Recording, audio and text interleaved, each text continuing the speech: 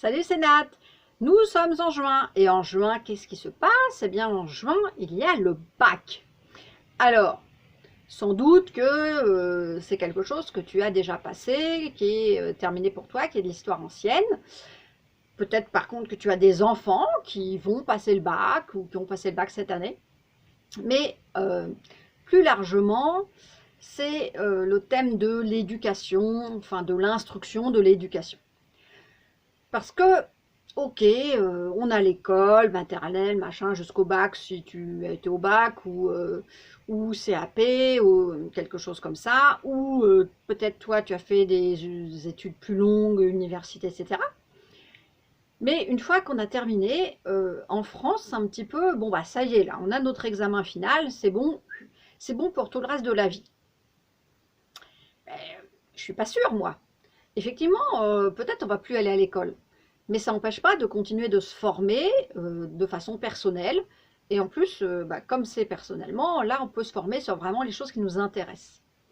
Donc, pour ton bilan, je te propose de voir dans l'année, de noter, de lister, est-ce qu'il y a des choses que toi, tu as fait pour te former à des choses qui te plaisent?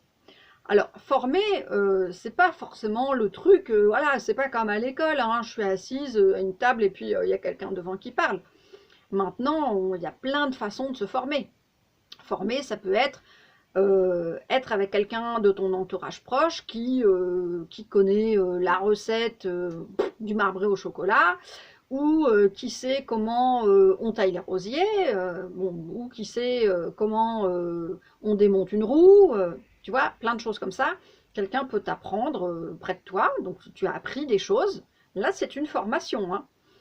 Ou bien tu as lu des bouquins qui t'ont appris des choses. Et là, c'est pas forcément des choses pratiques, hein. Ça peut être, tu as appris des choses sur l'histoire, tu as appris des choses sur la psychologie. Ça peut être, les livres, il y en a sur tout, donc ça peut être de tout ordre, tous ordres, je pense. Je vais peut-être réapprendre le français. Euh, tous ordres, tous horizons. Tu peux aussi avoir pris vraiment une formation.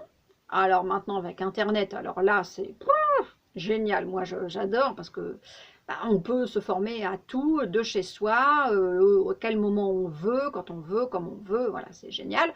On peut aussi aller voir des conférences, on peut aller au cinéma, cinéma, on peut apprendre des choses, parce que apprendre, ça peut être aussi apprendre une autre façon de voir.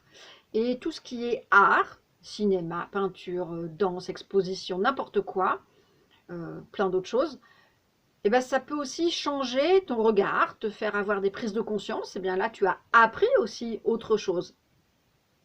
Donc tu vois que la formation, d'abord, c'est toute la vie. Donc ne sois pas avec l'idée que bah, on a eu son bac, ça y est, c'est fini. C'est toute la vie et c'est sous toutes les formes.